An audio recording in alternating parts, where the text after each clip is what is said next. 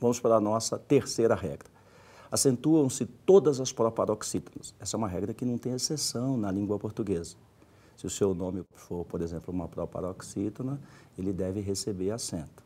Veja aí no nosso quadro alguns exemplos de palavras com acento. Começamos aí com uma palavra, um nome próprio, o Emerson. Física, química, matemática, sexto, óctuplo, décimo, mais um nome próprio aí, ó. Verônica, milésimo, anômalo, orgânico, semântica e veículo. Essas palavras todas são proparoxítonas e a regra diz que você deve acentuar todas as proparoxítonas, sem exceção. Nossa quarta regra acentua-se com acento circunflexo, esse acento vamos chamar de acento diferencial. As terceiras pessoas do plural, do presente, do indicativo, dos verbos ter e vir. E todos os verbos que são derivados deles dois, do ter e de vir. Veja no nosso quadro como ficam essas formas verbais no plural. Lembre-se, você só vai acentuar essas formas no plural.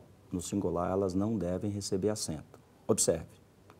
Eles têm, obtêm, retêm, contêm e detêm. Veja que é eles, terceira pessoa do plural. Eles vêm, e intervêm e advêm também com esse acento circunflexo. Todas com acento diferencial. Então, a regra de acentuação dessas palavras nós chamamos de acento diferencial. As outras formas verbais, os verbos crer, dar, ler e ver, que do plural ficam creem, deem, leem e veem, perderam acento. Você não deve mais acentuar essas formas no plural. Veja como fica o nosso quadro. Creem, deem, leem e veem, sem acento. Vamos falar da nossa quinta regra. Essa regra nós chamamos de regra do hiato. Hiato é o encontro de duas vogais pronunciadas em sílabas separadas. Acentuam-se todas as letras I e U. Veja que nós só estamos falando das letras I e U. Essa é a regra do hiato. Você deve observar isso. Primeiro você tem que descobrir se a sílaba é tônica. Então você vai acentuar o I e o U quando ele estiver na sílaba tônica. Quando você dividir as sílabas dessas palavras, o I ou U tem que ficar sozinho na sílaba, quando muito seguir de S. Essas palavras nunca são acentuadas quando são seguidas de NH. E também você não põe acento quando tem dois Is ou dois Us. Hiato, você vai ver que você vai acentuar o I ou U na segunda, quando ele é a segunda vogal, nunca a primeira. Simples assim. Veja como fica aí exemplos de palavras acentuadas. Saída, saúde, egoísmo, balaústre, balaústre é corrimão, baú, Piauí, se você é do Piauí, olha aí o seu estado sendo acentuado, saúva e construí-la. Essas são as palavras que nós colocamos como exemplo dessa regra de acentuação gráfica. Com a nova regra, a nova reforma ortográfica, as paroxítonas antecedidas de ditongo decrescente, elas perderam o acento. Então, isso é importante, você deve observar isso aí, porque antes da reforma, nós acentuávamos essas palavras, e agora já não mais acentuamos essas palavras. Então, você deve prestar atenção. E são poucas palavras na língua portuguesa com esse tipo de acento, que tinham esse acento. Como elas perderam, agora nenhuma delas mais tem o acento. É uma coisa comum, uma coisa simples,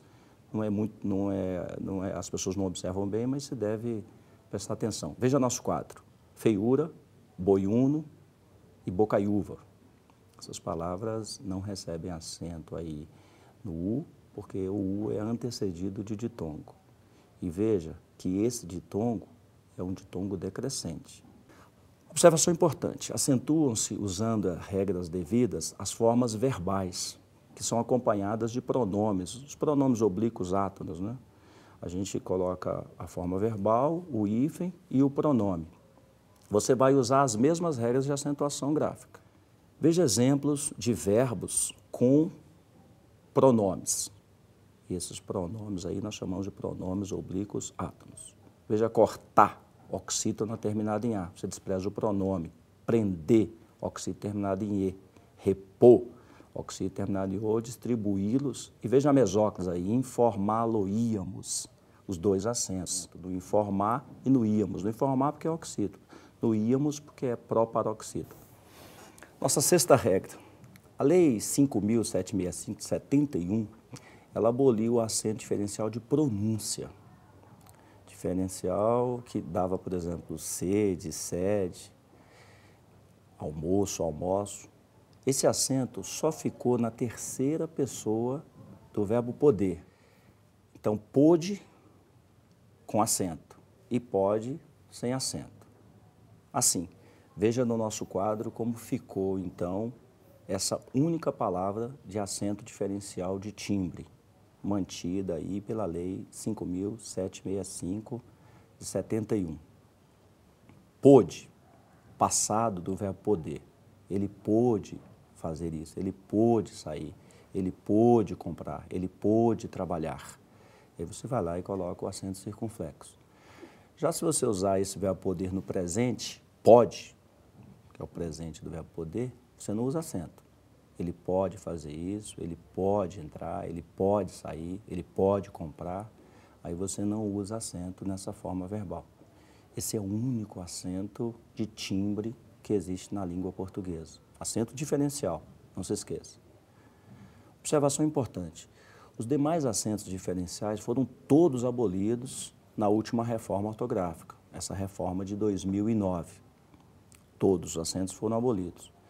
Só um acento ficou, só uma palavra com acento ficou, que é a forma verbal por, para diferenciar o verbo por da preposição por. Veja aí, o por é um verbo e o por, sem acento, é uma preposição, regida por alguns verbos, por onde você vai, quem passa, passa por algum lugar. Então, essa preposição você não acentua. Com a nova reforma, as demais palavras perderam o acento diferencial. Veja aí no nosso quadro como ficaram essas palavras.